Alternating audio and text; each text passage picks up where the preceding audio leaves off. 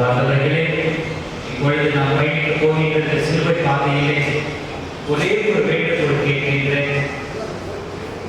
இந்த நாளை இந்த சிலுவை பாதையை யாருக்காக ஒப்பு கொடுத்து ஜெபிக்கிறேன்? ஒரே ஒரு ஜெபத்திற்காக, ஒரே ஒரு கருத்துக்காக உங்களை அழைப்பு கொடுக்கின்றேன்.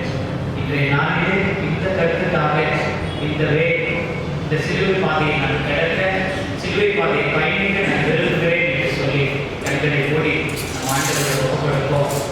ஆண்டவர் அந்த நாளில் தன் பாரமான சிலுவையை சுமந்தார். ஒரே ஒரு கருத்துக்காக சுமந்தார். யாருக்காக? நம் பாவங்களுக்காக. என் பிள்ளைகள் பாவத்திலிருந்து மீட்கப்பட வேண்டும் என அவர் சிலுவையை சுமந்தார். நாமும் இந்த சிலுவையில் பயணிக்கப் போகின்றோம். ஏதோ ஒரு கருத்துக்காக, இது என்னுடைய பிள்ளைகளுடைய வாழ்க்கை வளர்த்தர வேண்டும் என, என் குடும்பத்தில் இருக்கிற பிரச்சனைகள் தீர வேண்டும் என, குடும்பத்தில் இருக்கிற எல்லா பிரச்சனைகள் ஒவ்வொரு சாத்தனுடைய சூழ்ச்சியிலிருந்து விடுபட வேண்டும் என, ஏதோ ஒரு கருத்துக்களுக்காக நம்மை ஒப்புக்கொடுத்து இந்த பாதைகளை பயணிப்போம்.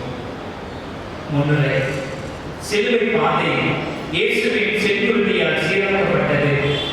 இப்பாதை அவமான சிந்தனை ஒரு இனத்தின் அடையாளம் என மாற்றியது.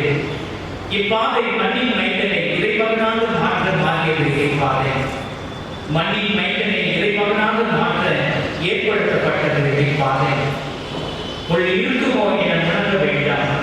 முன் சென்றவர் முள்ளை உள்ளாக்கி மலர்களாக்கி விட்டார்.